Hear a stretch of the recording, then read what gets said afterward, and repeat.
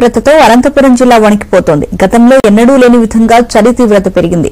అన్ని వయసుల వారిని వణికిస్తోంది. సహజంగా వర్షాకాలంలో రోగాల ప్రభావం ఎక్కువగా కనిపిస్తుంది. ఏటా డిసెంబర్, జనవరిలో చలి ఎక్కువగా ఉంటుంది.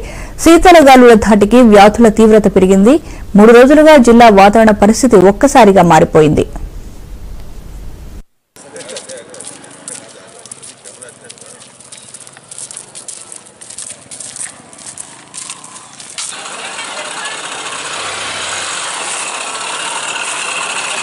హై స్కూల్ హెడ్ మాస్టర్ని.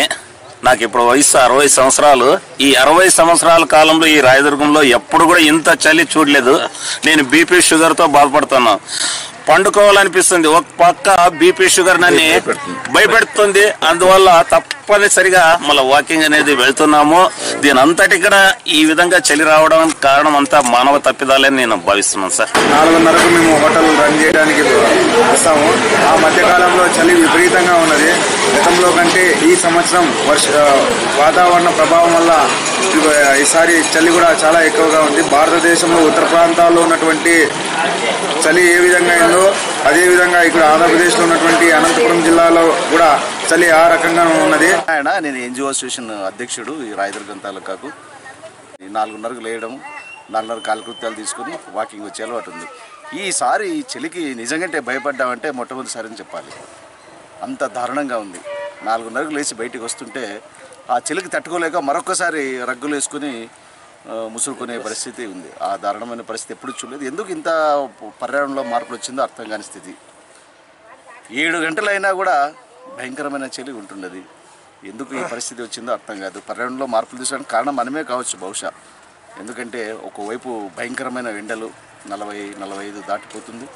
మరోవైపు 2-3 సెంటీగ్రేడ్ల చలి ఈ ఉష్ణోగ్రతలు ఉంటున్నాయి మార్నింగ్. ఇది చాలా దారుణమైన పరిస్థితి. ఊపిరితిత్తుల వ్యాధితో బాధపడే వాళ్ళు చాలా ఇబ్బందులు ఎదుర్కొంటున్నారు. ఆస్మా శుతిమించిపోతుంది. నిమోనియా, ప్రధానంగా నిమోనియా, ఊపిరితిత్తుల్లో చెమ్మ రావడం వచ్చే పరిస్థితి కేసులు చాలా నమోదవుతున్నాయి. ఇంకా వృద్ధులు అయితే తట్టుకోలేని పరిస్థితి. ఇంట్లో ఎక్కడో మూల్లో మొత్తం స్వెటర్లు వేసుకుని ఉండాల్సిన పరిస్థితి. పిల్లలు కూడా చాలా దాడి ఉంది. పిల్లల్ని, వృద్ధులు బయటకు రాకుండా ఉండడం చాలా మంచిది. అప్ టు 8-9 o'clock వరకు కూడా ఉదయం బయట రాకుండా ఉండడం చాలా మంచిది. ఈ వెదర్ చాలా డిఫరెంట్గా ఉందండి. పగలల్లా ఎండ ఉంటుంది, విపరీతమైన ఎండ ఉంటుంది. మధ్యాహ్నం వచ్చేపాటికి ఉష్ణోగ్రతలు భారీగా పెరిగిపోతాయి. మళ్ళీ సాయంత్రం అయ్యేపాటికి కొంచెం తగ్గుతూ పోయి సాయంత్రం 6 గంటలు 6:30 నుంచి మళ్ళీ చలి ఎక్కువైతుంది. పెరుగుతూనే ఉంటుంది. నైట్ అంతా పెరుగుతూ ఉంటుంది. మార్నింగ్ 9-10 గంటల వరకు ఈ చలి కొనసాగుతుంది. సో ఇది ఒక విచిత్రమైన పరిస్థితి. వాతావరణంలో వచ్చిన మార్పులే దీనికి కారణమై ఉండొచ్చని అనుకుంటున్నాం. 5-5:30కు వస్తే ఎర్లీ మార్నింగ్ మొత్తం గ్రౌండ్ నిండిపోయేది. వాకింగ్ చేయడానికి ప్లేస్ కూడా దొరికేది కాదు. అలాంటిది మీరు 5 గంటలకు, 5:30కు, 6 గంటలకి వచ్చినా ఎవ్వరు ఉండరండి. అంతా 7 పైన వస్తారు. ఇప్పుడు 7-10 అయింది. ఇప్పుడు నిండిపోయింది గ్రౌండ్. మాకు చాలా సంవత్సరాల నుంచి ఉదయం 4:30కు లేచి 5 గంటల వాకింగ్ వచ్చే అలవాటు. మరి ఎంత చలి ఉండడం తప్పదు.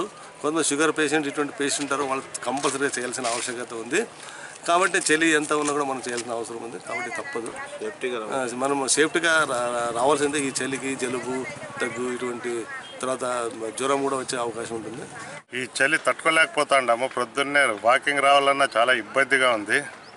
పడిశాలు, దగ్గులు చాలా ఘోరంగా ఉంది. చలి రాను ఇంకా పెరుగుతూనే ఉంది కానీ తగ్గడం లేదు.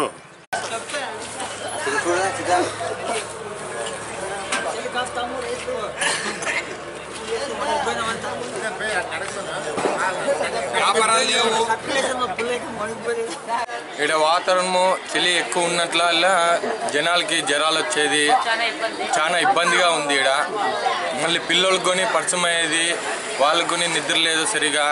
మళ్ళీ పెద్దోళ్ళకి కొని ఇబ్బంది ఎక్కువైపోయింది. మళ్ళీ ఇంకేమంటే గిన వ్యాపారం కూడా తక్కువ ఉంది ఇక్కడ ఆ చలి వల్ల.